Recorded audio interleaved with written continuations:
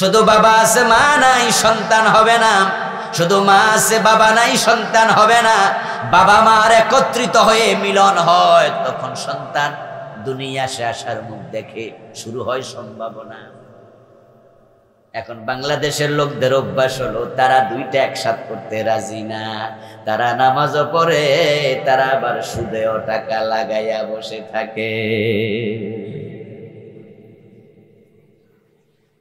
তারা দাড়ি রাখে আবার গোশ খায়, তারা হজ করে, তারা আবার হজ করার পরেও হাজি নিজের বোনের জমি দখল করে মিরাশি হক মাইরা খায়। তারা মসজিদে গিয়ে আল্লাহু আকবার বলেন, আর এই তাকবীর স্লোগানে আল্লাহু আকবার সবাই বলে ঘোষণা দেয় আল্লাহ মহান। কিন্তু মসজিদের বাহিরে এসে তারাই আল্লাহর আইনের বিরোধিতা করে।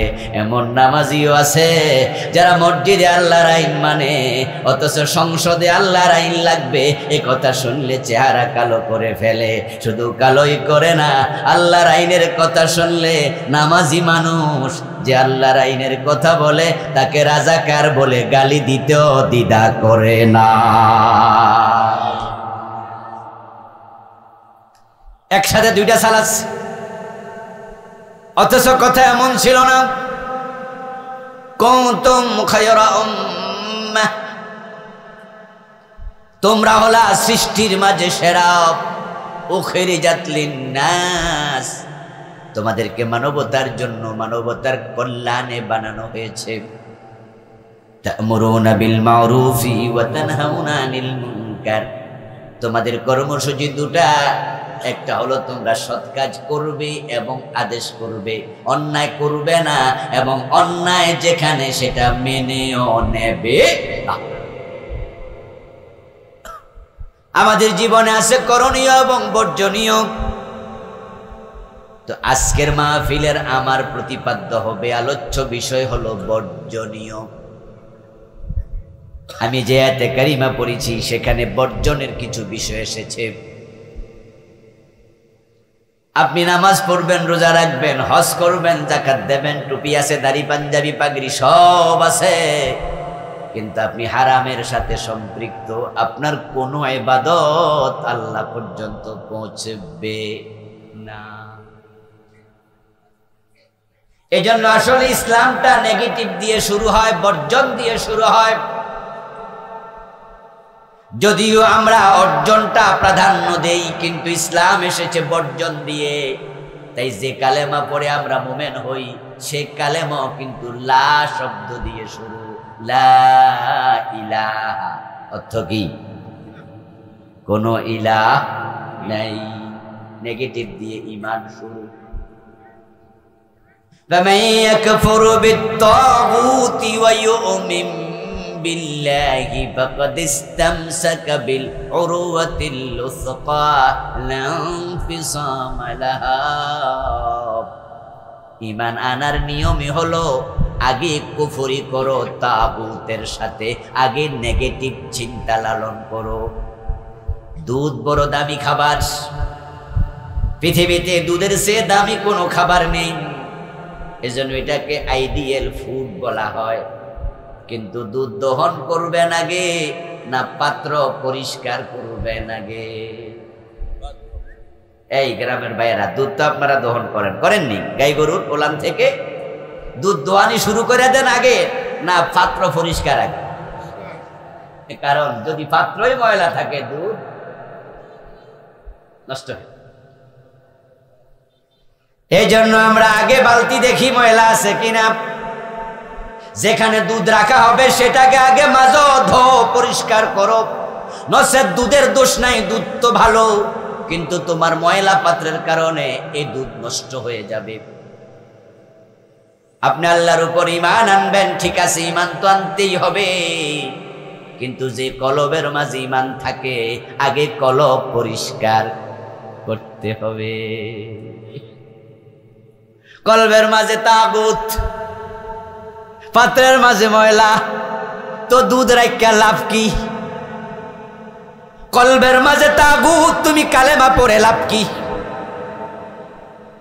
তাই আল্লাহ তাআলা শিখাচ্ছেন, ফামান ইয়াকফুর বিত-তাগুতি ওয়া ইউমিন বিল্লাহ। সিরিয়াল খেল করো, এখানে ওয়াও শব্দ এসেছে, ওয়াওকে হরফে আতফ বলে। হরফে আতফ আছে 10টা, ওয়াও, ফা, সুম্মা, আত্তা, ইম্মা, আম, বাল, লা, লাকিন, আও, এই 10টা। 10টার মাঝে এক একটা এক এক অর্থ। আল ওয়াউ লিল জামঈ ওয়াল ফাউ লিল ফাওরি সুম্মা লিত তারাখি। ভিন্ন ভিন্ন অর্থ দেয়। ওয়াও আসে একসাথ করার জন্য, তবে আল্লাহ তাআলা একসাথ করলেন, কিন্তু সিরিয়ালে আগে বললেন কলবটাকে আগে তাগুত থেকে মুক্ত করিতেই হবে। ওই মেয়ে বিবাহের পাত্রী নয়, উপযুক্ত পাত্রী নয় যে মেয়ের স্বামী আছে। এবার স্বামী বিদেশ থাক, স্বামী ঢাকায় থাক, অথবা স্বামীর সাথে ঝগড়া ফাসাদে পৃথক থাক, মেয়েটা যদি বলে আমার স্বামীর লোক 2 বছর আমার দেখা নাই, ও বেটা আইয়ে না, খবরও নেয় না, আমি আপনার বিয়ে করতে চাই, আর আপনি যদি লাভ দিয়ে ওইটা কোন যে আমিও বিয়ে করতে রাজি, চলো কাজীর অফিসে, আরেক বেটার বউ বিয়ে হবে, এটা বিয়ের পাত্রী না? যদি আপনি মেয়েকে বিয়ে করতে চান, তাহলে আরেকজনের সাথে যদি বিয়ের সম্পর্ক থাকে, আগে সেটা তালাক হোক, ওটা বিচ্ছিন্ন হোক, তারপরে 3 হায়েজ ইদ্দত যাক, তারপরে এবার নতুন বিয়ে। আল্লাহর উপর ঈমান যদি আনতে চান, তাহলে তাগুতের সাথে কলবের কোনো সম্পর্ক থাকতে পারবে না। আগে তাগুত পরিহার করো, ওয়ায়ুমিন বিল্লাহি, তারপর আল্লাহর উপর ঈমান আনো। তাহলে এতে বোঝা গেল একটা করণীয় আর একটা, বলেন না, একটা করণীয় আর একটা কি বর্জনীয়। তো আজকে আমার আলোচ্য বিষয় ঈমান এবং তাগুত নয়, এই জন্য এটার ব্যাখ্যায় গেলাম না। আমার আলোচ্য বিষয় হলো আজকে সূরা আল বাকারার 172 নম্বর আয়াত। ওখানে আল্লাহ তাআলা বলছেন, ইয়া আইয়ুহাল্লাযীনা আমানু, ও ঈমানদারেরা, কুলু মিন তাইয়্যিবাতি মা রাযাকনাকুম, তোমরা আমি আল্লাহ যে রিজিক দিয়েছি হালালটা ভক্ষণ করো, গ্রহণ করো। ওয়াশকুরু লিল্লাহ, এবং আল্লাহর কৃতজ্ঞতা ইবাদত করো। ইন কুনতুম ইয়াহু তা'বুদুন, যদি আল্লাহর গোলামি করতে রাজি থাকো। তাহলে এখানে আল্লাহ তাআলা বললেন হালাল গ্রহণ করো, এর মানে হলো হারাম গ্রহণ করার কোনো অধিকার আমাদেরকে দেয়াই হয় নাই। যদি আল্লাহর গোলামি করতে রাজি থাকো, তাহলে তুমি হারামের কাছে যেও না। আমি আলোচনা শুরুতে আমাদের পরিচয় বলেছিলাম, 1 নাম্বার পরিচয় আমরা মানুষ, 2 নাম্বার আমরা আল্লাহর খলিফা, 3 নাম্বার আমাদেরকে বানানো হয়েছে আল্লাহর গোলামি করার জন্য। এই 3 মূলনীতি ভুললে চলবে না। এটা আত্মপরিচয়। মান আরাফা নাফসাহু ফাকাদ আরাফা রাব্বাহু। Know thy self, know thy self. যে নিজেকে চিনে সে তার রবের পরিচয় খুঁজে পেতে পারে। নিজেকে আগে চিনতে হবে যে আপনি কে। যদি আপনি বোঝেন যে আপনি একজন চাকর, তাহলে আপনার মাথায় রাখতে হবে আমার একজন মনিব আছে, তার কথা না শুনলে চাকরি থাকবে না। যদি বোঝেন যে আপনি একজন স্বামী, আপনার মাথায় রাখতে হবে আমার স্ত্রী আছে, তার ব্যাপারে বেখবর হলে আল্লাহ আমারে ছাড়বে না। যদি আপনি এলাকার এমপি হন, নেতা হন, মাথায় রাখতে হবে অধীনস্থের ব্যাপারে আল্লাহ আমারে প্রশ্ন করবে। যদি আপনি একজন প্রজা হন, সাধারণ মানুষ হন, তাহলে আপনি নেতার মতো মাথায় হেডেক নেওয়া লাগবে না। আপনারে আল্লাহ এলাকার ব্যাপারে জিজ্ঞাসা করবে না। আপনি তখন ভাববেন আমার এই 3.5 হাত বডির ব্যাপারে সচেতন থাকতে হবে। আমাকে প্রশ্ন করা হবে, চোখের হেফাজত করেছ, মুখের হেফাজত করেছ, নিজে নামাজ রোজা করেছ। আমারে জিজ্ঞাসা করবে না এলাকা কেমন চলেছে, এটা আমার নয়। আপনাকে চিনতে হবে যার পজিশন যেখানে, সে ওই জায়গায় গিয়ে নিজেকে চিনা তার জন্য ফরজ। যদি বোঝে তাহলে সে রবকে চিনতে পাবে। পৃথিবীর একজন 1 ক্লাস দার্শনিক, নাম ছিল সক্রেটিস। শিক্ষিত যারা আছেন সক্রেটিসের নাম শুনে নাই, এমন শিক্ষিত মানুষ খুব কম আছে। ওই সক্রেটিসের সবচেয়ে বড় দামি যে মটো ছিল, থিওরি ছিল, সেটা ছিল নো দাই সেলফ, নিজেকে চিনো। আপনি মনে রাখবেন আপনি গোলাম, আপনাকে গোলামি করার জন্য আল্লাহ বানাইছে, আপনার কাজই হলো ইবাদত করা। এখন শুধু নামাজ রোজার নাম ইবাদত নয়, ইবাদত মানে হলো কিছু করণীয় কিছু বর্জনীয়। আল্লাহ যা করতে বলেছেন করো, যা ছাড়তে বলেছেন ছাড়ো। নেগেটিভের তার লাগালেন, পজিটিভ দেন নাই, বাতি জ্বলবে না। পজিটিভের তার সংযোগ করলেন, নেগেটিভ দিলেন না, বাতি জ্বলবে না। আল্লাহ বলছে নামাজ পড়ো, রোজা রাখো, হজ করো, যাকাত দাও, করছেন, কিন্তু হারাম ছাড়তে বলেছেন, হারাম ছাড়েন নাই। এই ইবাদত দিয়ে জান্নাত পাওয়া যাবে না, কারণ আপনাকে পাত্র পরিষ্কার করে তারপরে দুধ দহন করিতেই হবে। আল্লাহ তাআলা আমাদেরকে এখানে সিরিয়াল দিলেন, তুমি ইবাদত করো। আল্লাহর গোলাম যদি হও, এখন ইবাদতের আগে বলছে কুলু মিন তাইয়্যিবাত, হালাল খাও। যদি কেউ হারাম খায় তার ইবাদত আর কবুল হবে না। তালাবু কাসবিল হালাল ফরিদাতুম বাদাল ফরিদা। প্রিয় নবীজির হাদিস, যত ফরজ আছে হালাল জীবিকা অর্জন করা হলো সকল ফরজের বড় ফরজ, অন্যতম শ্রেষ্ঠ ফরজ। বরং হালাল জীবিকা অর্জনকে আল্লাহ তাআলা সিরিয়ালে 1 নম্বরে দিয়েছেন। কুরআন মাজিদের অন্য আয়াতে আল্লাহ তাআলা বলেন, ইয়া আইয়ুহার রাসূলু কুলু মিনাত তাইয়্যিবাতি ওয়ামালু সালিহা। ও আমার রাসূলেরা, হালাল খাও এবং নেক আমল করো। কাজ দিলেন 2টা, কুলু মিনাত তাইয়্যিবাত, হালাল খাও, ওয়ামালু সালিহা, এবং নেক আমল করো। এই 2টা কাজের মাঝে সিরিয়াল আমলের আগে না হালালের আগে।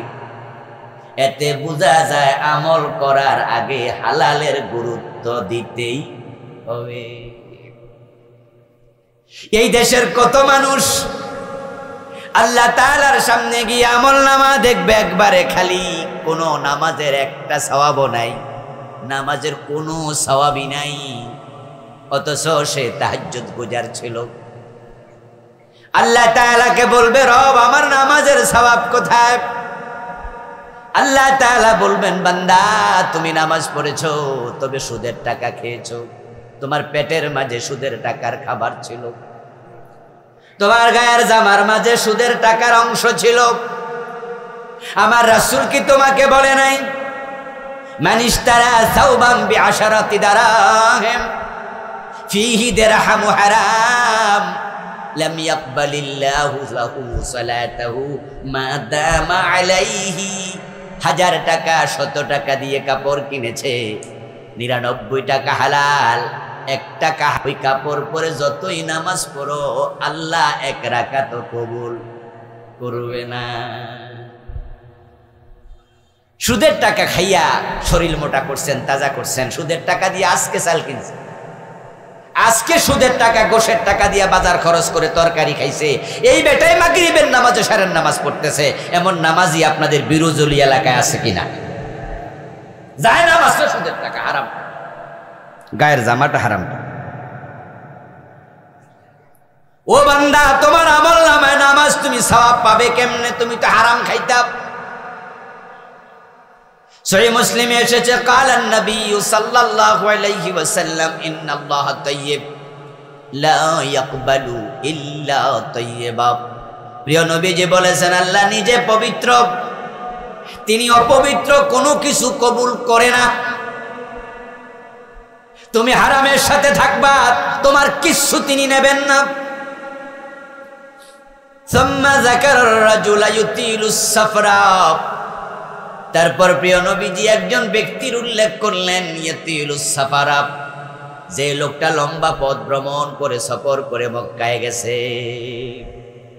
উমরা করার জন্য মানুষ যখন যায়, হজ করার জন্য মানুষ যখন যায়, আমাদের কাছে এসে দোয়া চায়, বলে হুজুর দোয়া করেন আমি একটু হজে যাব। আমরা সাথে সাথে উল্টা তার কাছে দোয়া চাইতে 1 মিনিটও দেরি করি না, বরং উল্টা বলি ভাই আপনি না দোয়া করবেন। যেই মাত্র কেউ কাউকে বলে আমি উমরায় যাব, আমরা নিজের মনের অজান্তে বলে ফেলি তাহলে আমার একটু দোয়ায় শামিল রাখেন, ওখানে আমারে ভুলেন না। আচ্ছা যদি আমার কেউ বলে যে হুজুর আমি আগামীকালকে আমেরিকা যাব, আমি কমু আমেরিকা যাইয়া দোয়া করেন,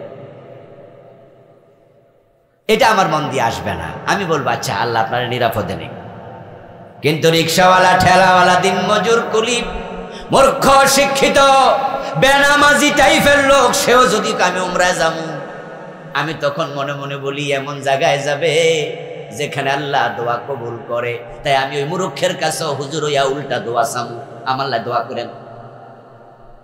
এর পিছনে কারণ হলো আমরা সবাই বুঝি ওই পবিত্র জায়গা দোয়া কবুল হয়।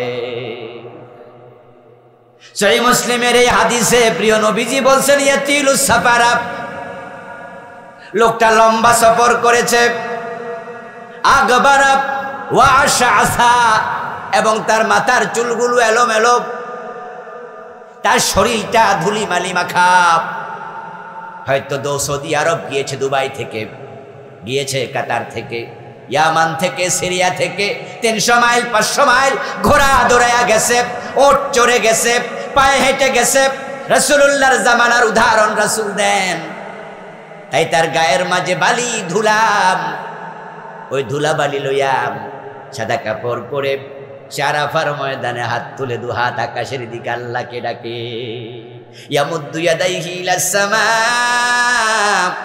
কাবার পাশে মাতাফে দাঁড়ায়া গেছে, হজরে আসওয়াদ পাথরের সামনে দাঁড়ায়া হাত তুলেছে, সাফা মারওয়ায় 2 হাত তুলেছে, মাতাফে তুলেছে, মুলতাজামে বুক জড়াইয়া আল্লাহর কাছে বলছে ইয়া রাব্বি ইয়া রাব্বি। রাসূলুল্লাহ বলেন আর মনে মনে ভাবতেছে এমন জায়গায় দাঁড়াইছি, ও জায়গায় কত নবীর পায়ের ধুলা লেগে আছে। আসলে তো কাবায় যখন আমরা যাই, যেখানে আমরা হাঁটি, আমাদের মন তখন বলে কত নবী এখানে হাঁটছে, ঠিক নয় কি? আচ্ছা বিরুজুলি বাজার হাঁটার সময় কখনো মনে হয়েছে কোন নবী এখানে আসছে?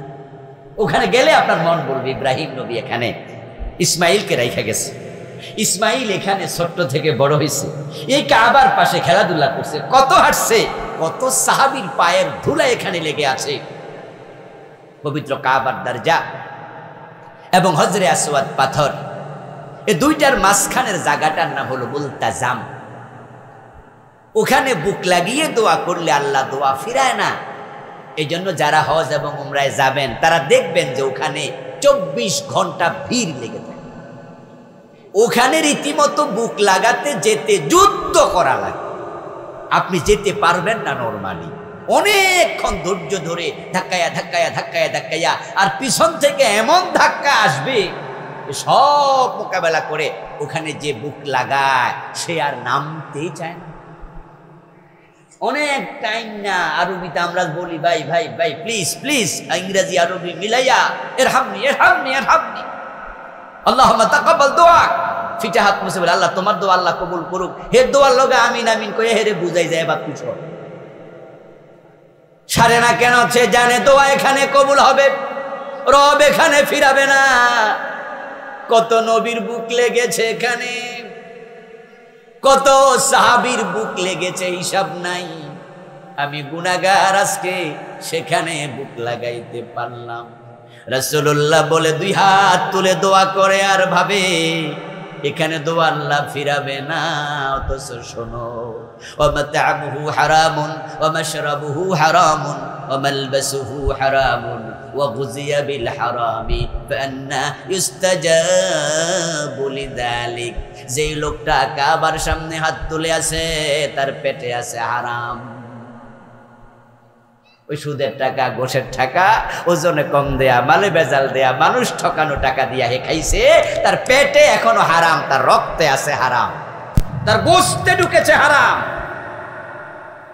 ওয়া মালবাসুহু হারাম, তার গায়ের জামা কাপড়ে হারাম টাকা আছে। আচ্ছা, হারাম টাকা দিয়া কাপড় কিনছে এমন 2-4 জন আজকের মাহফিলে নাই?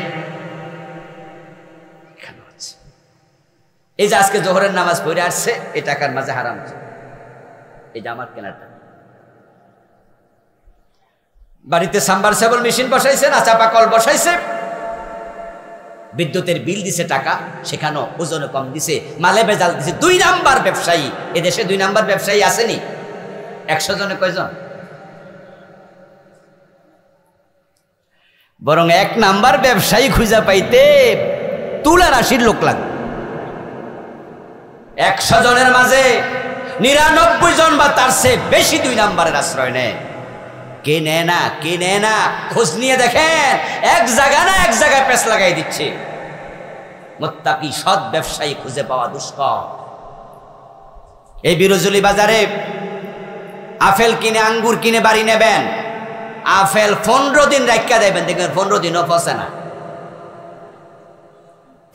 গাছের আম যদি গাছ থেকে পেরে ঘরে রাখেন, পাকা আম 3 দিন পরে দেখবেন আস্তে আস্তে পচতে শুরু করছে। আর বাজার থেকে কিনে 10 দিন রাখবেন, পচবে না। আঙ্গুর পচে না, আপেল পচে না, সবজি তরকারি পর্যন্ত পচা বন্ধ করে দিয়েছে, কারণ সে প্রিজারভেটিভ দিয়েছে, এমন ওষুধ দিছে, এটা আর পচবে না।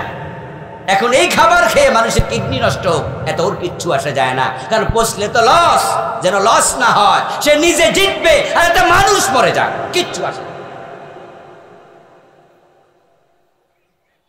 আমার দোস্ত জনে কম দেয়, মিথ্যার আশ্রয় নেয়, মালে বেজাল দেয়, মানুষ ঠকায়, অথচ লোকটাই আবার নামাজে যায়। যে ওজনে কম দিল, ধোঁকাবাজির আশ্রয় নিল, তার জন্য ওয়াইল দুজক আল্লাহ বানায়া রাখছে। কিসের নামাজ তোমার? তুমি তো রাসূলের উম্মতের কাতারে নাই। প্রিয় নবীজি সাল্লাল্লাহু আলাইহি ওয়াসাল্লাম বাজারে গেলেন, দেখলেন একজন আল্লাহর বান্দা স্তূপ আকৃতি করে 1 স্তূপ খাবার নিয়ে বসে আছে বিক্রি করার জন্য। হতে পারে সেটা ধান, হতে পারে সেটা চাল, হতে পারে সেটা গম। 1 স্তূপ খাবার তার সম্মুখে। আল্লাহর হাবিব সাল্লাল্লাহু আলাইহি ওয়াসাল্লাম স্তূপের ভিতরে পুরাটা হাত ঢুকায়া দিলেন। ফাওয়াজাদা বালালান, প্রিয় নবী ভিতরে হাত ঢুকায়া দেখেন ভিতরে ভিজা ভিজা মনে হয়। সিক্ততা অনুভব করে তিনি 1 মুষ্টি খাবার ভিতর থেকে টেনে বের করলেন, করে দেখেন এটা ভিজা, পানিতে ভিজা। ফাকালা, রাসূল বললেন, মা হাদা, ওই মিয়া ব্যবসায়ী, উপরে শুকনা ভিতরে ভিজা, কারণটা কি, এটা কি? ফাকাল, ওই ব্যবসায়ী জবাব দেয়, সাবাতুস সামা, হুজুর আমার কোনো দোষ নাই, রাতে বৃষ্টি হয়েছিল, আকাশেরে পাইছিল, বৃষ্টি হওয়ার কারণে খাবার ভিজে গেছে, আর আমি তো বিক্রেতা, তাই আমি বিক্রি করতেছি। রাসূলুল্লাহ তখন উল্টা প্রশ্ন করলেন, ভিজাটা উপরে দিলা না কেন? তুমি ভিজাও নাই এটা আমি বুঝলাম, বৃষ্টি পেয়েছে কি আকাশ পেয়েছে, বৃষ্টি হয়েছে এটাও বুঝলাম, কিন্তু উপরে দিলা না কেন? উপরে তুমি ভালোটা দিয়া ভিতরে ময়লাটা দিলা, ভিজাটা দিলা। শোনো, মান গাশশা ফালাইসা মিন্না, আমি বুঝে নিয়েছি তুমি ক্রেতাকে ধোঁকা দিতে চাইছো, আর যে ব্যক্তি মানুষকে ধোঁকা দেয় সে আমার উম্মত থাকে না। রাসূলুল্লাহ বলছে ধোঁকাবাজ উম্মত না, অথচ গাই গরু বিক্রি করতে বাজারে নিলে ওলান ফুলাইয়া 3 দিন, বাচ্চারে না খাওয়াইয়া বুঝায় যে দুধের কোনো অভাব নাই, পুরা ওলানে দুধ আর দুধ, প্রথম দিন বেশি ভাত, পরের দিন পায় না। এই যে ধোঁকাবাজি, এটা কি টুপিওয়ালারা করে না? হ্যাঁ, টুপিওয়ালা, নারীওয়ালা সবাই। রাসূলুল্লাহ সাল্লাল্লাহু আলাইহি ওয়াসাল্লাম বলছেন, তুমি আল্লাহর ঘরের সামনে কেন? তুমি যদি কাবার ভিতরে ঢুকেও দোয়া করো, যার পেটে হারাম, রক্তে হারাম, কাপড়ে হারাম, পান করে হারাম, তার দোয়া কাবার ভিতরে করলো আল্লাহ কবুল করে না। হারামের সাথে সম্পর্ক থাকলে আল্লাহর জান্নাত পর্যন্ত পৌঁছতে পারবেন না। সুদে টাকা লাগাইয়া মসজিদের সভাপতি, সুদখোর সভাপতি, সিনেমা হলের মালিক মসজিদ বানায়, মসজিদের মোতাওয়াল্লি। কি ভাবছে? ভাবছে আল্লাহ তাআলাকে কিয়ামতের দিন বলে দেবে, আল্লাহ সুদ খাইলে খাইছি কিন্তু নামাজ তো সারি নাই। আর হুজুররাও ওয়াজ করছে নামাজ জান্নাতের চাবি। তো আল্লাহ আপনি আমার চাবিটা একটু দেন, আমি তো 5 ওয়াক্ত সারি নাই। অথচ আল্লাহ তাআলা সেদিন বলবেন, বান্দা যে হারাম খায়, যে হারামের সাথে সম্পৃক্ত থাকে, তার কোনো ইবাদত আমি আল্লাহ পর্যন্ত আসে নাই। এটা তোর মাথা পার হয় নাই, এটা ওখানে থেকে গেছে। সুদে টাকা লাগায়া মানুষ জান্নাত কেমনে খোঁজা আমি এটা বুঝি না। কারণ যে সুদ খায় তার আমলনামায় 73টা গুনাহ লেখা হয়। সবচেয়ে ছোটটা হলো নিজের মায়ের সাথে জিনা করা। লিররিবা 73 বাবান আইসারুহু আন ইয়ানকিহার রাজুলু উম্মাহু। ও দোস্ত, 1 লাখ টাকা সুদে লাগালেন, মাসে আপনি 3000 টাকা পেলেন, তাহলে প্রতিদিন 100 টাকা। এই 100 টাকা 24 ভাগে ভাগ করেন, প্রতি ঘন্টায় কত টাকা? ওই টাকাকে আবার 60 দিয়া ভাগ করেন, প্রতি মিনিটে কত টাকা? ওই মিনিটকে আবার ওই টাকাটাকে আবার 60 দিয়া ভাগ করেন, প্রতি সেকেন্ডে কত পয়সা? তাহলে যে সুদে টাকা লাগাইয়া মাসে 1000 পাইলো, 2000, 3000 পাইলো, প্রতি সেকেন্ডে কিছু না টাকা যোগ হলো। এর মানে হলো সুদখোর 24 ঘন্টা মায়ের সাথে জেনায় লিপ্ত থাকে।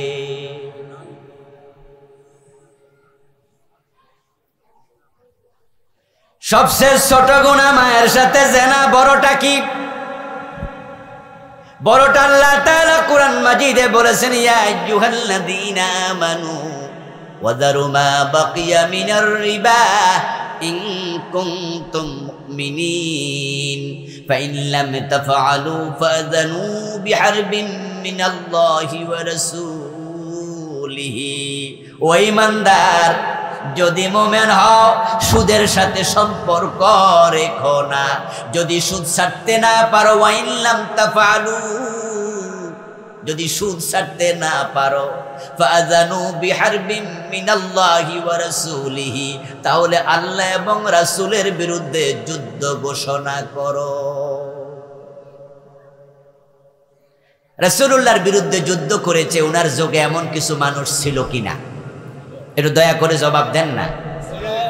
ছিল? আচ্ছা, যারা রাসূলের সাথে যুদ্ধ করছে তারা মুমিন না কাফের?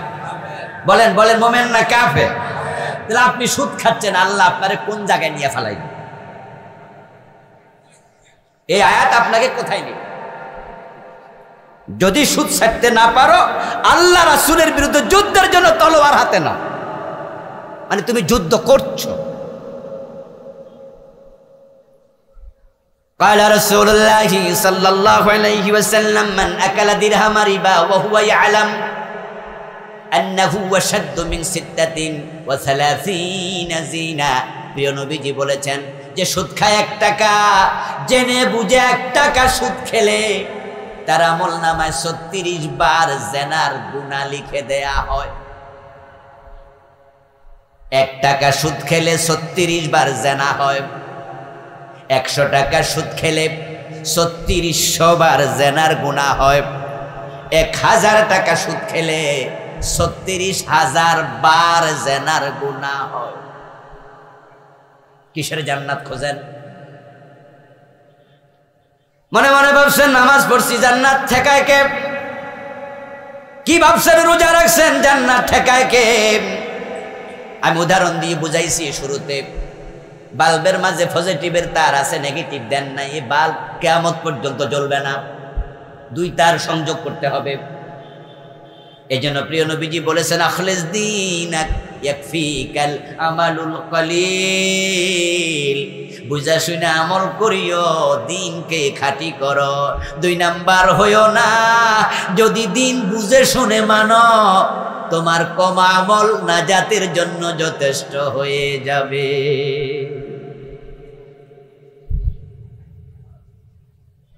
ও দোস্ত, 1000 টাকা সুদ খাওয়া মানে 36,000 বার জেনা। এত জেনা তো পতিতা নারীও করার বয়স পায়। টাকা দিলে ইজ্জত বিক্রি করে এমন কিছু মহিলা আছে না? পচা পচা দুর্গন্ধ কিট। টাকা দিলে ইজ্জত দিয়ে দেব। যারা পতিতা, ওই পতিতা যদি দিন 10 বার জেনা করে তাহলে তার 30 দিনে জেনা হয় 300 বার। তাহলে 1 বছরে কতবার? 30 বছরে কতবার? 40 বছর আমি পূরণ দিছিলাম 80 বছর, তাও 36,000 বার হয় না। 80 বছর জেনা করবে কেমনে? বয়স তো থাকে না। যৌবন আসতে 15 বছর, 40 বছরের পরে চাইলেও আর জেনা করতে পারবে না, কাস্টমারই পাবে না। তাহলে একজন পতিতা পুরা জীবন জেনাকারিনী 36,000 বার জেনা করে না। আর আপনি টুপি মাথার দিয়া, পাঞ্জাবি গায়ে দিয়া, ইমামের পিছনে খাড়াইয়া সুদে টাকা লাগাইয়া বসে আছেন। 1000 টাকা সুদ খেলেন, 36,000 বার জেনাকারী হয়ে গেলেন। পতিতা আপনার চেয়ে খারাপ না ভালো? আপনি পতিতার চেয়ে আরো নিকৃষ্ট, আরো নিকৃষ্ট। যেই সমস্ত মেয়েরা টাকা দিলে ইজ্জত দেয়, তারাও নিজের বাবার কাছে দেবে না, নিজের ছেলের কাছে ইজ্জত দেবে না। আর আপনি সুদ খান মানে মায়ের সাথে জানা করছেন। আপনার অবস্থান পতিতার চেয়ে আরো নিচে। আচ্ছা, মরার আগে কি মালাকুল মউত আজরাইল আইসা কোনো আগাম সংবাদ দিয়ে যাবে? বলে যাবে যে আগামী অমুক মাসের এত তারিখে আসতেছি। আপনি বলবেন যে তাহলে তো মারাত্মক কথাবার্তা, সূত্র সব খাওয়া বন্ধ করে দিলাম, এখন থেকে আমি ভালো হয়ে গেলাম, প্রস্তুতি নেবেন, আজরাইল আসবে, এরকম কোনো সম্ভাবনা আছে? তো যেদিন মরবেন ওদিনও সুদে টাকা লাগানো হইলটাকে। যারা সুদে টাকা লাগায় রাখছেন, আজকে যদি আজকে মৃত্যুটা হয়, অলরেডি আপনার সুদে টাকা লাগানো। আপনি জেনা করেন, চলছে 36,000 বার জেনার ওই গুনাহ নিয়মিত। সাবধান মুসলমান, প্রিয় নবীজি মেরাজের রাতে জাহান্নাম দেখলেন, জান্নাত দেখলেন। জাহান্নাম দেখতে গিয়ে দেখতে পেলেন একদল লোক। রাসূল বলেন, বুতুনুহুম কাল বুয়ুত ফিহাল হাইয়াত তুরা মিন খারিজি বুতুনিহা। দেখলাম কিছু জাহান্নামী, এক একটার পেট 3 তলা বিল্ডিং এর মতো বড়, বিশাল বড় বড় পেট। জাহান্নামী শাস্তি। পেটের ভিতরে আল্লাহ তাআলা অজগর সাপ ঢুকাইয়া দিছে, বাহির থেকে দেখা যায়। আমাদের বিভিন্ন যারা একটু শৌখিন মানুষ, এমন বিভিন্ন বাড়িতে গেলে দেখবেন যে মাছ আছে গ্লাসের ভিতরে, পানিও আছে, মাছও আছে। আসেনি? ইকুরিয়াম দেখছেন নি আপনারা? আপনাদের এলাকায় আছে কিনা জানি না। বিভিন্ন বাজারেও বেচে যে কত সুন্দর করে কাঁচের গ্লাস দিয়া বাক্সা বানাইয়া এর ভিতরে পানি দিছে, পানির ভিতরে কত মাছ হাঁটে। বাহির থেকে দেখা যায়। আজকেই আপনার আবিষ্কারের কারণে হাদিস বুঝতে সহজ। রাসূলুল্লাহ বলছে, আমি জাহান্নাম পরিদর্শনে গিয়ে দেখি বিশাল বড় বড় পেট, অজগর সাপ হাঁটতেছে, সবল মারতেছে, মাংস খাইয়ে ফেলতেছে। বাহির থেকে আমি দেখতে পাচ্ছি। নাউজুবিল্লাহ পড়া। অভিনব শাস্তি। বলতো, ইয়া জিবরিল মান হাউলা। আমি প্রশ্ন করলাম, ভাই জিবরিল, এই জাহান্নামী মানুষগুলোর অপরাধ কি? তারা কারা? কি অপরাধে আল্লাহ এত বড় করে পেট বানাইছে? কি অপরাধে পেটের ভিতরে অজগর সাপ ঢুকাইয়া দিছে? জিবরিল আমিন জবাব দেন, হাউলা ইয়াকালাতুর রিবা। ও নবীজি, এই মানুষগুলো হলো দুনিয়ায় যারা সুদখোর ছিল।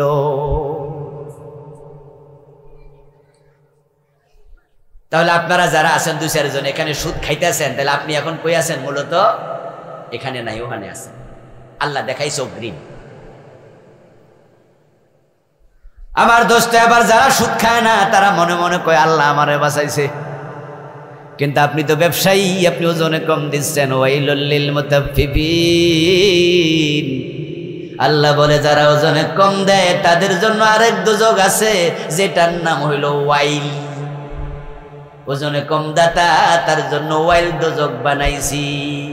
তিরমিজিতে এসেছে, কালান নবী সাল্লাল্লাহু আলাইহি ওয়াসাল্লাম, الويل واد في جهنم يهبي فيه الكافر 40 خريفا قبل أن يبلغ قعره রাসূলুল্লাহ বলেন ওয়াইল হচ্ছে জাহান্নামের একটি গর্ত উপত্যকা যেখানে জাহান্নামীকে ফেলে দিলে তলায় যেতে 40 বছর লাগবে পুরাটা গর্ত আগুন দিয়ে ভরা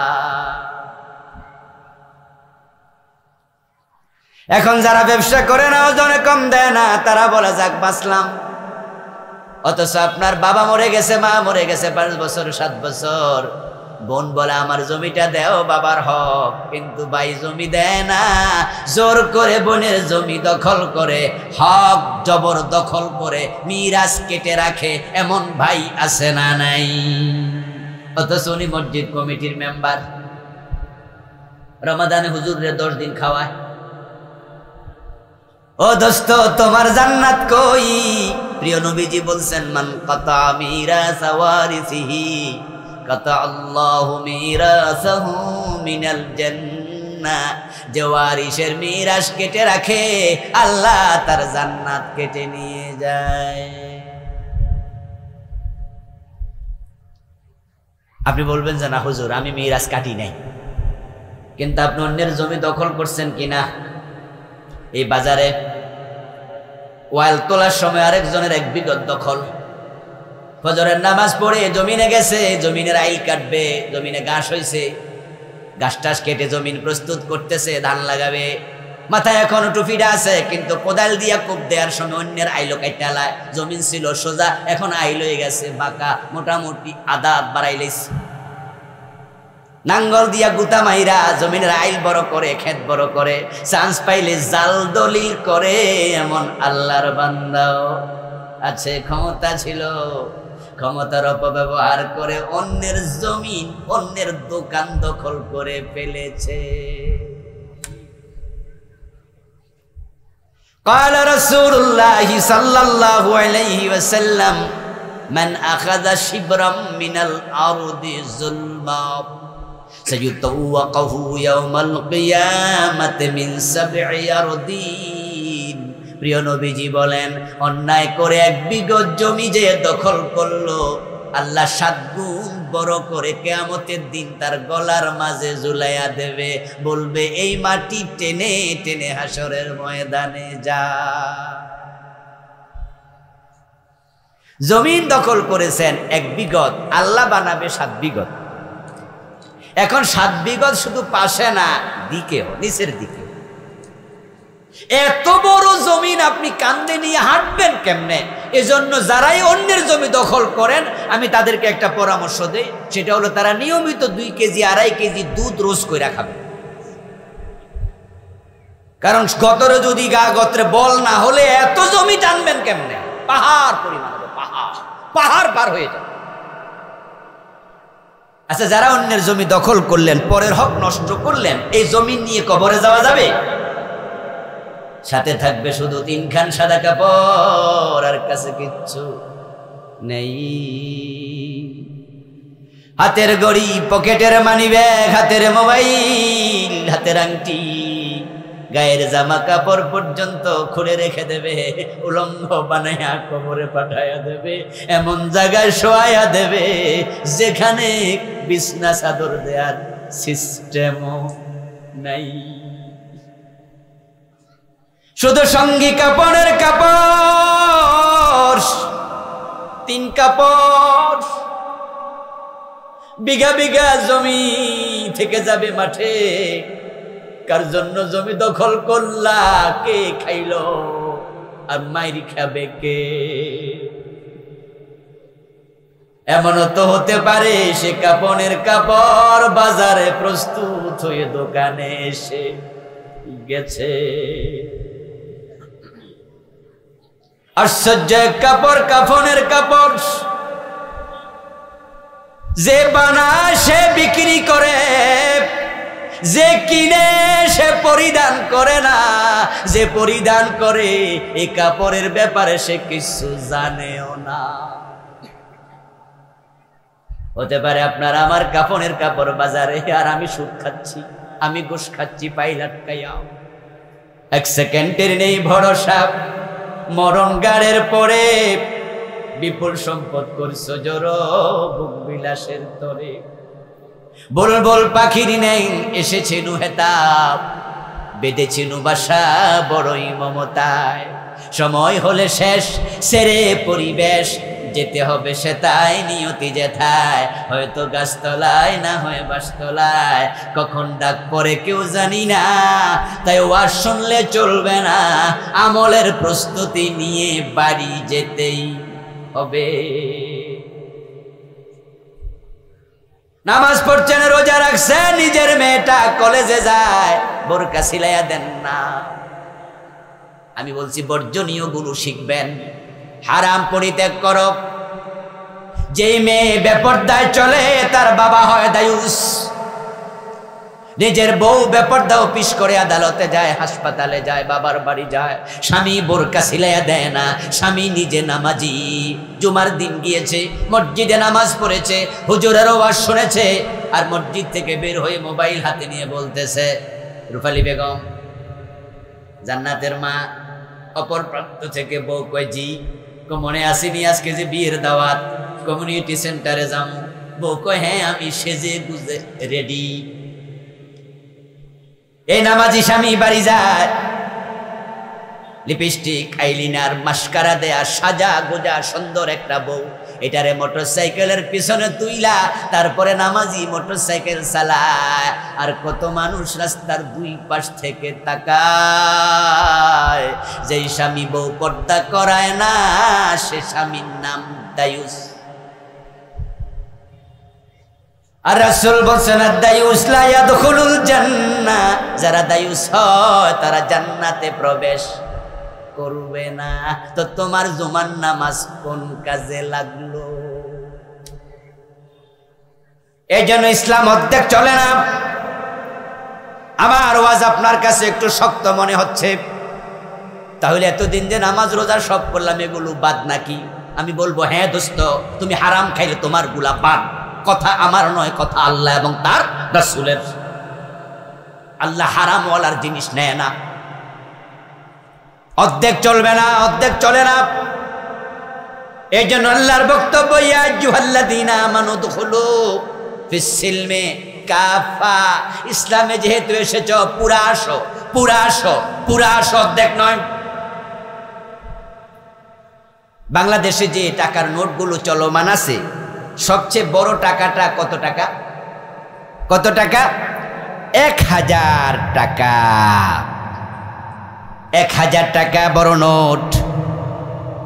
এখন আপনি মাগরিবের পরে বাজারে আসতেছেন, বউ আপনাকে বলল একটা মোমবাতি কিনে আনবেন 10 টাকা দিয়া। কারেন্ট তো হঠাৎ চলে যায়, মোমবাতি ঘরে নাই। আপনি ডয়ার টান দিয়া দেখেন 1000 টাকার একটা নোট আছে, বাংটি কোনো টাকা নাই। মনে মনে ভাবলেন খরচ হলো 10 টাকা, ঘরে আছে 1000 টাকা। যদি আবার বাজারে গিয়ে হারাইয়া যায়, পকেট মার নিয়ে যায়, তাহলে তো 990 টাকাই লস। আর মোমবাতি কিনার আগে হারাইলে 1000 টাকা লস। এত ঝুঁকি নিয়ে লাভ নাই। তাই 1000 টাকার নোট মাঝখান দিয়া ছিঁড়া, অর্ধেকটা ডয়ারে রাইখা মনে মনে ভাবলেন বাকিটা হারাইলো, 500 বাঁচলো। ইয়াতি আলান নাসি জামানুন, মানুষের মাঝে একটা জামানা আসবে, লা ইউবালিল মারউ মা খাদা মিনহু আমিনাল হালাল আমিনাল হারাম। মানুষ সামনে যা পাবে তাই পকেটে ঢুকাবে, হালাল হারাম বিবেচনা করবে। আপনাদের কাছে একটু জানতে চাইবো, উঠাউঠি করবেন না, আপনাদের কাছে জানতে চাইবো, সেই জামানা কি আসবে না এসে গেছে?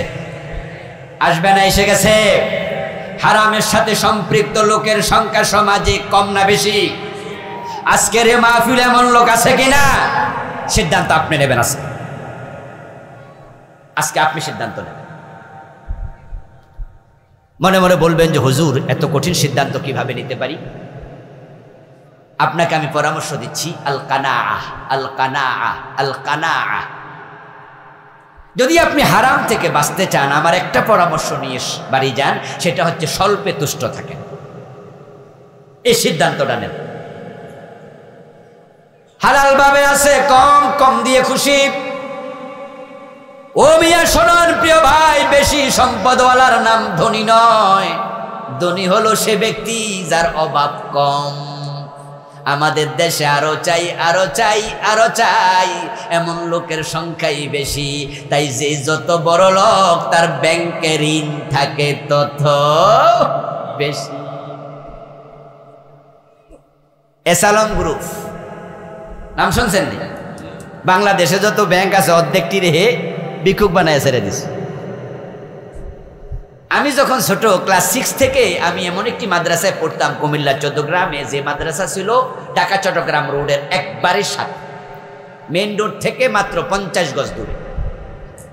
তো ক্লাস 6 থেকে আমরা এসালম গাড়ি দেখে আসছি ঢাকা চট্টগ্রাম, ওদের অ্যাভেলেবেল গাড়ি ছিল।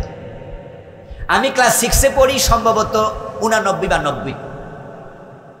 তাহলে 90 মানে হলো আজ থেকে কত বছর হয়ে গেল? 34 বছর। 34 বছর। 34 বছর আগে যারা এসালম কোম্পানির মালিক, তাহলে বোঝা গেল তারা নতুন ধনী না, তার আগে কি ধনী। কিন্তু এই সরকার ক্ষমতায় আসার পরে সরকারের সাথে ভালোবাসার সখ্যতা বাড়াইয়া বিভিন্ন ব্যাংকের তারা এমন ভাবে লোপাট শুরু করলো, ব্যাংকের মালিকানা নিয়ে হাজার হাজার কোটি টাকা বিদেশ পাচার করলো, সিঙ্গাপুরে নিয়ে গেল, মালয়েশিয়ায় নিয়ে গেল। রেজাল্ট কি দাঁড়ালো? আগস্টের 5 তারিখের পরে যখন শেখ হাসিনা পালাইছে, এসালমের ভাই যে কয়টা বেঁচে আছে সবগুলো একসাথে পালাইছে। আজ থেকে 8-10 দিন আগে তাদের মা মারা গেছে, মাকে মাটি দেওয়ার সৌভাগ্য একটা ছেলের। এই 10-12 দিন আগে মা মারা গেছে।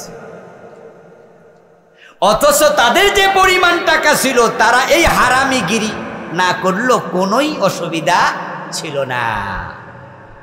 সালমানের প্রমাণ, দরবেশ বাবা,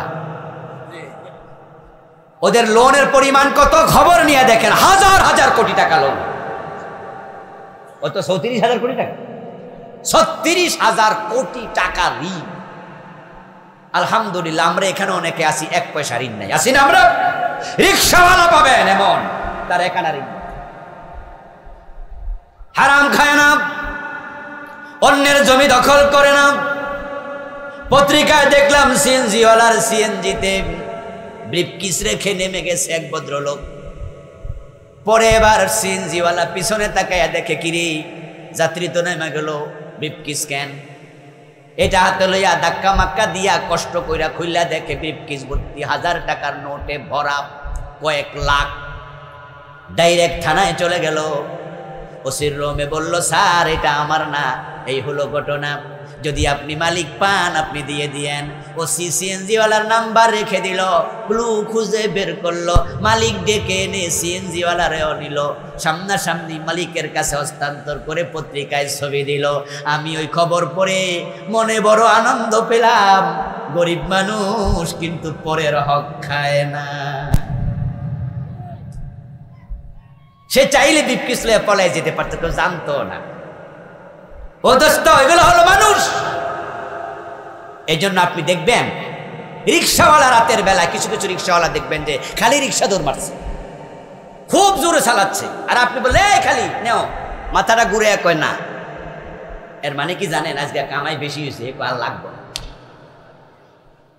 এই জন্য 2 পকেটে যখন হাত দিয়া দেখে যে আজকে পকেটে 10 টাকা 20 টাকার নোট ভর্তি, তখন সে গাড়ি খালি লইয়া জায়গা, আর বাড়ির পাশে গিয়ে সোনা বন্ধুরে কইয়া টান মারে, ম্যাডাম ঘর থেকে বোঝে বস আসিতেছে। আর আজকে যেহেতু সোনা বন্ধুর গান টান মারছে, ইনকাম নিশ্চয়ই কিছু বেশি হয়েছে। আচ্ছা কত হয় ইনকাম? হয়তো 500, না হয় 700, না হয় 1000। রিক্সাওয়ালার ইনকাম তো 1000-এর চেয়ে 1 দুনিয়ার বেশি হয় না, কিন্তু সে মনে করছে আজকে সে দ্বিতীয় বিল গেছে। আজকে মন তার খুশি, স্বল্পে তুষ্ট। বাসায় যাইয়া এমন ভাবে রিক্সা থেকে নামে, এমন বিমান থেকে নামতেছে, বাপটাই আলাদা। আর বউ তো ঘরের দরজায় দাঁড়িয়ে আছে, সোনা বন্ধুর গান তো শুনছে, রিসিভ করছে বউ স্বামীকে। তারপরে ঘরে ঢুকে পকেটের টাকাটি যখন চোখের উপরে খাটের উপরে ফেলে, পিচ্চি বাচ্চাটি আইসা তাকায়া তাকায়া দেখে আর ভাবে, আমার বাবা কোটিপতি, কত টাকা আজকে। বউ খুশি, বাচ্চা খুশি, রিক্সাওয়ালা নিজে খুশি। তারপরে এবার খাবার খায় মাটিতে বসে, পিড়িতে বসে, ভাঙ্গা বিছানায় বসে, খাবারের মাঝে পোলাও কোরমা নাই, কোন রকমের সবজি তরকারি, কিন্তু আল্লাহ তাআলা এমন প্রশান্তি অন্তরে দিছে, লবণ দিয়ে এক প্লেট খাইয়ালায়, তরকারি আইনা বয়ে দেখে ভাত শেষ, তরকারি দিয়া যাইয়া দেখে ভাত আনতে গিয়া তরকারি শেষ, একসাথে 3 প্লেট খাইয়া শেষ। আর তোমরা যারা হারাম খাইয়া কোটিপতি হয়েছ, আল্লাহ মুখে এমন তালা মাইরা দে, এমন রোগ দিয়া দে, ডাক্তার বলে খাইতে পারবি না। সকালে খাবি একটা রুটি, দুপুর বেলা 1 কাপ চালের ভাত, আর রাতের বেলায় পাবলিক খাইব, তুই ছাইয়া থাকবি।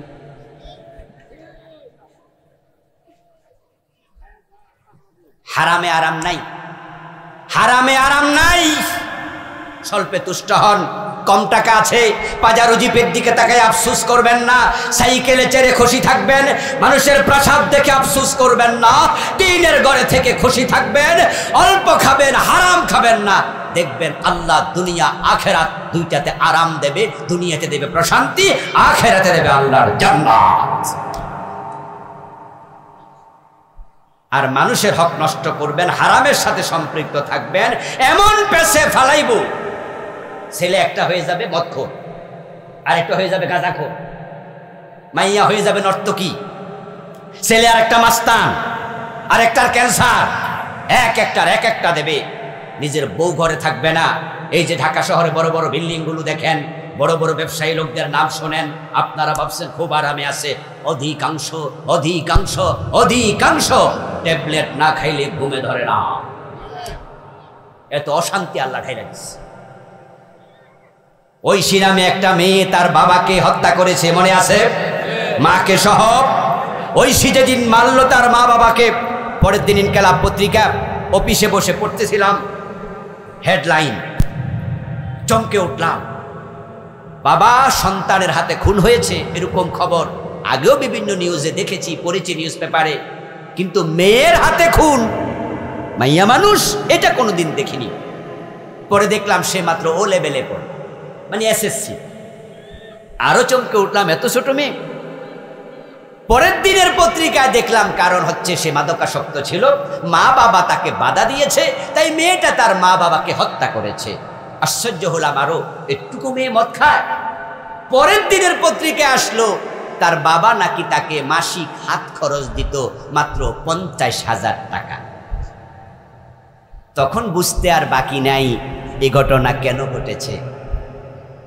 তার বাবা একজন পুলিশ অফিসার, তার বেতন কত? মেয়েরে 50,000 টাকা দিল, টাকা পাইল কোথায়? তার ছেলের খরচ কত, বউয়ের খরচ কত, নিজের খরচ কত, বাড়ি ভাড়া কত, মাসিক খরচ কত, সমান সমান বেতন কত? বুঝতে কষ্ট হয়নি, এই অফিসারটা ঘুষখোর অফিসার ছিল। আর হারাম খেয়েছে, হারামের রেজাল্ট হয়েছে। এমন মেয়ে আল্লাহ দিছে, এক মেয়ে দুজনকে একসাথে জবে করে দিয়েছে। হারামে কোনো আরাম নেই। এজন্য দুনিয়ায় যদি ভালো থাকতে চান, আখেরাতে নাজাত পেতে চান, হারামের সাথে সম্পর্ক ছেড়ে দিবেন। এই সিদ্ধান্ত নিতে পারবেন তো ইনশাআল্লাহ? একটু কষ্ট হবে, তবে রিজিকের মালিককে এটা ভুলে যাবেন না। আল্লাহ হালাল ভাবে রিজিক দেওয়ার ক্ষমতা আল্লাহর আছে। আল্লাহ তাআলা আমাদের সকলকে হারামের সাথে সম্পর্ক ছেদ করার তৌফিক দিন, বলেন আমিন। প্রিয় ভাইরা, উঠবেন না প্লিজ, এই মাহফিলটা আরো হোক, আপনারা চান? মিনাল হারাম আও কামা ক্বালা an-নাবিয়্যু আলাইহিস সালাতু ওয়াস সালাম। সকলে মেহেরবানি করে দুরূদ শরীফ পড়ুন। আল্লাহুম্মা সাল্লি আলা মুহাম্মাদিন ওয়া আলা আলি মুহাম্মাদ কামা সাল্লাইতা আলা ইব্রাহিম ওয়া আলা আলি ইব্রাহিম ইন্নাকা হামিদুম মাজিদ। আল্লাহুম্মা বারিক আলা মুহাম্মাদিন ওয়া আলা আলি মুহাম্মাদ কামা বারাকতা আলা ইব্রাহিম ইন্নাকা হামিদুম মাজিদ। আল্লাহুম্মা সাল্লি ওয়া সাল্লিম ওয়া বারিক আলাইহি। ওজলি দিগির ফার নুরানিয়া হাফিজিয়া মাদ্রাসা প্রবাসী ও এলাকাবাসীর উদ্যোগে আয়োজিত আজকের এই চমৎকার তাফসীরুল কোরআন মাহফিলের মুআজ্জাজ মুকাররাম সম্মানিত সভাপতি মুহতারাম মাওলানা আব্দুল মান্নান সরকার সাহেব, প্রধান অতিথি হিসাবে উপস্থিত থাকার কথা ছিল বিশিষ্ট রাজনীতিবিদ জননেতা জনাব শাহ রিয়াজুল হান্নান সাহেব, উদ্বোধক হিসাবে আমাদের সম্মুখে সংক্ষিপ্ত আলোচনা উপস্থাপন করেছেন বাংলাদেশ জামায়াতে ইসলামী গাজীপুর জেলার সম্মানিত নায়েবে আমির মুহতারাম মাওলানা শিফাউল হক সাহেব। সংক্ষিপ্ত শুভেচ্ছা বক্তব্য রেখেছেন শহীদি কাফেলা বাংলাদেশ ইসলামী ছাত্র শিবিরের সম্মানিত সাবেক সভাপতি, আপনাদের এই গাজীপুরের কাপাসিয়ার কৃতি সন্তান, বিশিষ্ট শিক্ষাবিদ রাজনীতিবিদ মুহতারাম মাওলানা সালাহুদ্দিন আইয়ুবী সাহেব, মুহতারাম মাওলানা কারি মুজাহিদুল ইসলাম সাহেব সহ আজকের মাহফিলের আমন্ত্রিত সম্মানিত ওলামায়ে কেরাম, ইসলাম প্রিয় তৌহিদি জনতা, পর্দার অন্তরালের সতী সাধবী সম্মানিতা মা ও বোনেরা, প্রিয় দিনী ভাইয়েরা, কেমন আছেন আপনারা? রোদের কারণে অনেকে বসতে পারছেন না মাঠে, যারা বসেছেন একটু কষ্ট পাচ্ছেন। মনে হয় প্যান্ডেলটার উপরে সামিয়ানা আর একটু বড় হলে ভালো ছিল। লোকজন দূরে দূরে দাঁড়িয়ে আছে। ইনশাআল্লাহ আমরা কথা বলতে বলতে রোদের তেজ কিছুটা কমবে, তখন আপনারা মাঠের দিকে আস্তে আস্তে চলে আসবেন। আল্লাহ তৌফিক দান করুন। আল্লাহর বড় দয়া, বড় শুকরিয়া, দীর্ঘ 15.5 বছর পরে আমরা কোনো মানুষের অনুমতি ছাড়া এবার তাফসীরুল মাহফিল, কোরআন মাহফিলের আয়োজন করতে পারছি।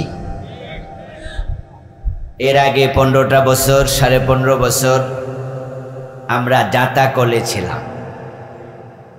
এই দেশের ইসলামপন্থী মানুষ, তাদেরকে দ্বিতীয় শ্রেণীর নাগরিকে পরিণত করা হয়েছিল। কোরআনের মাহফিল অনুমতি নিতে হতো, অনুমতি দেয়া হয়নি, মাহফিল হয়নি। আমিও এক যুগের কম বেশি সময় আপনাদের এই কাপাসিয়া মাহফিল করতে পারিনি, তারেক মুনাওয়ার ভাই মাহফিল করতে পারেননি, অনেকে আসতে পারেননি। আমি তো বিদেশের নাগরিক, ঠিক না? কি আমি এ দেশের নাগরিক? তা আমার দেশে আসতে অনুমতি লাগবে। আমি কি ভাড়াটিয়া?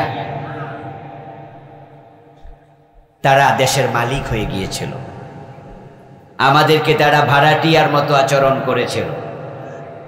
কোরআনের কথা বলতে দেয়নি। সারাটা দেশেই অনেক মাহফিলের কণ্ঠ তারা চেপে ধরেছিল। 71-এ দেশ স্বাধীন হলো। 2006-7 পর্যন্ত দীর্ঘ সময় বাংলাদেশের আবহমান কালের সংস্কৃতি, মাহফিল হতো অ্যাভেলেবেল, যে যার মতো আয়োজন করত। টিওনো, ওসি, এসপি, ডিসি, কোনো নেতা খেতা তাদের অনুমতির প্রয়োজন ছিল না। কিন্তু 2008-এ বিগত পতিত স্বৈরাচারের সরকার যখন ক্ষমতায় আসলো, তারা হঠাৎ করে সার্কুলার দিল, সারা দেশে ডিসির অনুমতি ছাড়া কোনো মাহফিল হতে পারবে না, অনুমতি নিতে হবে। আর অনুমতির এই আদেশ দিয়ে তারা সরাসরি আল্লাহর কোরআনের কণ্ঠকে চেপে ধরেছিল। সারা দেশে শত শত মাহফিল বন্ধ হয়ে গেল। তাদের কাছে ভিক্ষা চাওয়া লাগতো, একটু অনুমতি দেন। আপনারা বলুন তো, জমিনের মালিক কে? কোরআন কার কালাম? তো আল্লাহর কালাম আল্লাহর জমিনে বলতে তোদের অনুমতি নিতে হবে কেন? তোরা কারা? তারা এতটা জবরদখল করেছিল জমিনটাকে, অনুমতি নেয়নি, তাই মাহফিল কমিটিকে অ্যারেস্ট করেছে। এমন ঘটনা হচ্ছে। মাহফিল চলাকালে বক্তার সামনে থেকে মাইক কেড়ে নিয়ে গেছে, বক্তাকে স্টেজে লাঞ্ছিত করেছে। মাহফিল করে ফেরার পথে বক্তাকে অ্যারেস্ট করে জেলে দিয়েছে। এমন ঘটনাও ঘটেছে। জমিন যদি আল্লাহর হয়, কোরআন যদি আল্লাহর কালাম হয়, তো আল্লাহর জমিনে আল্লাহর কোরআনের কথা বলতে তারা বাধা দিল, আল্লাহ কি অসন্তুষ্ট হন নাই? আল্লাহ কি রাগ করেন নাই যে কোরআনের কথা বলতে তোদের অনুমতি নিতে হবে কেন? তোরা কারা? এই জন্য অগাস্টের 5 তারিখে তার রেজাল্ট তারা পেয়েছে, ফলাফল তারা পেয়েছে, এটাই নিয়ম। এই জন্য বিখ্যাত আরবি একটি প্রবাদ আছে, কামা তাদিনু তুদান। ওলামায়ে কেরাম জানেন আরবি প্রবাদটার বাংলা অর্থ হলো যেমন কর্ম তেমন ফল। যে দলটি স্বাধীনতার সবচেয়ে বেশি ভূমিকার অধিকারী, যে দলের নেতৃত্বে দেশ স্বাধীন হয়েছে, ওই দলের নেত্রী পালাতে হবে কেন? 300 এমপি পালাতে হবে কেন? কর্মীরা এখন মাথা নিচু করে রাখতে হবে কেন? আপনারা সবাই অপরাধী নয়, দলের সকল কর্মী অপরাধী নয়, কিন্তু নেতাদের এমন আচরণ ছিল যে আচরণে পুরাটা দলকে আল্লাহ বেজ্জতি করে দিয়েছে। এখন তারা মাথা উঁচু করে কথা বলার কোনো পরিবেশই নাই। একাপাশিয়া রাস্তার মোড়ে দাঁড়িয়ে বলতে পারবেন আমি অমুক দলের কর্মী, সে সুযোগ আছে? আর কেন এমনটা হবে? হওয়ার তো কথা ছিল না, এটা আল্লাহর গজব। কারণ তারা সরাসরি কন্ট্রাডিকশন তৈরি করেছে আলেমদের সাথে, কোরআনের সাথে। আমরা বাপদাদার কথা বলতে আসি না, আমরা আমাদের দলের কথা বলি না। কিসের দল, কিসের বাপদাদা? কোরআন এবং হাদিস ছাড়া আলেম ওলামাদের কাছে আর কিছুই গ্রহণযোগ্য হয় না। আমি একটা দলের সাপোর্টার হতেই পারি, এটা আমার রাজনৈতিক অধিকার, এটা জন্মসূত্রে গণতান্ত্রিক দেশের অধিকার, কিন্তু আমার দলও যদি কখনো কোরআনের বিরুদ্ধে কিছু বলে, আমি আমার দলের বিরুদ্ধে আঙ্গুল তুলে কথা বলতে সামান্য দ্বিধা করব না। এটা আলেমদের ঈমানের দাবি। আল্লামা সাইদি রাহেমাহুল্লাহ থেকে জুনায়েদ বাবুনগরী রাহেমাহুল্লাহ থেকে শুরু করে এই দেশের বড় বড় আলেমদের সাথে তারা কি আচরণ করেছে তার বাস্তব সাক্ষী আপনারা নিজেরা। তার রেজাল্ট তারা পেয়েছে, আল্লাহর বড় শুকরিয়া। অগাস্টের 5 তারিখ থেকে আজকের এই দিন পর্যন্ত, অগাস্ট সেপ্টেম্বর গেল, অগাস্ট গেল, এরপরে অক্টোবর গেল, নভেম্বরও মোটামুটি অর্ধেক, এই 3.5 মাস 4 মাসে একজন আলেম অ্যারেস্ট হয়েছে, আমরা এমন খবর আর পাই নাই। আর আগে প্রতিদিন কোনো না কোনো জেলায় আলেম অ্যারেস্ট হতো, আলেম জেলে যেত। তাহলে আলেমদের জন্য এই জমিনকে উন্মুক্ত করে দিলেন কে? এখন আমরা আলহামদুলিল্লাহ কোরআনের মাহফিল করতে কারো অনুমতি নিতে হয় না। যে আল্লাহ তাআলা কোরআনের ময়দানকে আবার কোরআনের জন্য উন্মুক্ত করে দিলেন, অবারিত করে দিলেন, এবং যারা কোরআনের বিরুদ্ধে আলেম ওলামাদের বিরুদ্ধে অবস্থান নিয়েছে তাদেরকে লাঞ্ছিত করে এই জমিন থেকে তাড়িয়ে দিলেন। আজকের মাহফিল তাদেরই অংশ, আজকের মাহফিল আমাদের বিজয়ের অংশ, বৈষম্য বিরোধী ছাত্র আন্দোলনের বিজয়ের অংশই মাহফিল। না হয় কিন্তু অগাস্টের 5 তারিখের আগের পরিবেশ থাকলে আজকের মাহফিলে আমি এখানে আসতে পারতাম না। যে আল্লাহ তাআলা আমাদেরকে কোরআনের ময়দানে কোরআনের কথা বলার সুযোগ দিলেন, শোনার সুযোগ দিলেন, আমরা আলোচনার শুরুতে আমাদের সে মনিব আল্লাহ তাআলাকে শুকরিয়া জানাই, কৃতজ্ঞতা জানাই। সবাই মিলে জোরে জোরে একবার কালিমাতুশ শুকর করি, আলহামদুলিল্লাহ। প্রিয় দিনী ভাইয়েরা, আমি আপনাদের সম্মুখে পবিত্র কোরআন মাজিদ থেকে সূরাতুল বাকারার 172 নম্বর আয়াতে কারিমা তিলাওয়াত করেছি। প্রিয় নবীজি সাল্লাল্লাহু আলাইহি ওয়াসাল্লামের পবিত্র মুখনিসৃত একখানা ছোট্ট হাদিসে নববী পাঠ করেছি। আল্লাহ তাআলা তৌফিক দান করলে এখান থেকে কিছু কথা বলবো ইনশাআল্লাহ। আমরা মানুষ, আমরা সৃষ্টির সেরা জীব, আমরা আল্লাহর খলিফা, আমাদেরকে আল্লাহ বানিয়েছেন তার গোলামির জন্য। এই কথাগুলো হলো আমাদের জীবনের মূলনীতি। 1 নাম্বার পরিচয়, আমরা মানুষ, আর মানুষ হলো সৃষ্টির মাঝে সবার সেরা। আমাদের দ্বিতীয় পরিচয়, আমরা সাধারণ মানুষ নই। আবু জেহেলও মানুষ, ফিরআউনও মানুষ, আমরা তাদের মতো নই। আমরা হলাম আল্লাহর খলিফা, আমরা আদমের সুসন্তান, ঠিক না? আদম হলো জমিনের আল্লাহর প্রথম খলিফা। আল্লাহ তাআলা আদম নবীকে বলেছেন, ইন্নী জাইলুন ফিল আরদি খলিফা, আমি জমিনে খলিফা বানাতে চাই, এর মানে আদমকে বানাতে চাই। তারপরে এবার আমরা যারা, আমাদেরকে বললেন হুয়াল্লাযী জাআলাকুম খালাইফা ফিল আরদি, শুধু আদম নয়, এই জমিনের মাঝে আমি তোমাদেরকেও খলিফা বানিয়েছি। আদম আলাইহিস সালাম যে দায়িত্ব পালন করলেন, তাওহীদের কাজ করলেন, আমরাও সে তাওহীদের পক্ষের লোক, ঠিক না? কিন্তু ফিরআউন তাওহীদের পক্ষে না বিপক্ষে? নমরুদ তাওহীদের পক্ষে না বিপক্ষে? সেও তো মানুষ, কিন্তু সৃষ্টির সেরা হতে পারে নাই। যারা আল্লাহর খলিফা হিসাবে জীবন যাপন করবে না, তাওহীদের পক্ষে থাকবে না, উলাইকা কাল আনআমি বাল হুম আদাল, আল্লাহ বলছে তারা হলো পশু, বরং পশুর চেয়ে আরো নিকৃষ্ট। তাহলে প্রথম পরিচয় মানুষ, দ্বিতীয় পরিচয় খলিফা, 3 নাম্বার কাজ হলো আল্লাহ আমাদেরকে বানিয়েছেন তার ইবাদতের জন্য, তার গোলামির জন্য। এই কথা মাথায় রেখে জমিনে জীবন চালাতে হবে। এখন যারা আল্লাহর গোলাম, আল্লাহর পক্ষ থেকে তাদের জন্য 2 দফা কর্মসূচি, 2টি মৌলিক কাজ অর্পিত হলো। 2টি কাজ আল্লাহ তাআলা দিলেন। 1 নাম্বার হলো তারা কিছু করবে যেটাকে বলা হয় আল আমরু বিল মারুফ।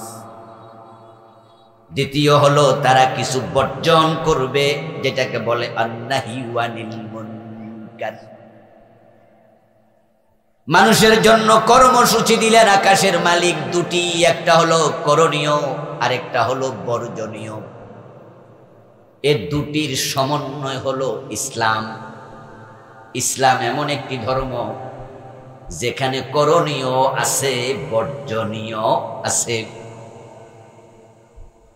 এই 2টির সমন্বয় না হলে আপনি ইসলামওয়ালা নন। 2টি লাগবে একসাথে। বিদ্যুতের বাতি ততক্ষণ পর্যন্ত জ্বলবে না যতক্ষণ পর্যন্ত বাল্বের মাঝে পজিটিভ এবং নেগেটিভ 2টা তার একসাথ করা হবে না। বিদ্যুতের বাতি জ্বলতে তার 2টা আছে তো, নাকি জানেন তো? আমাদের দেশে যে চিকন চিকন লাইনে যে এখানে আছে, এটাও কিন্তু নেগেটিভ পজিটিভ নেই। নরমালি একটা লাল হয় আর একটা কালো বা ভিন্ন কালার। এই 2টা যদি সংযুক্ত না হয় একটা দিয়ে চলবে না।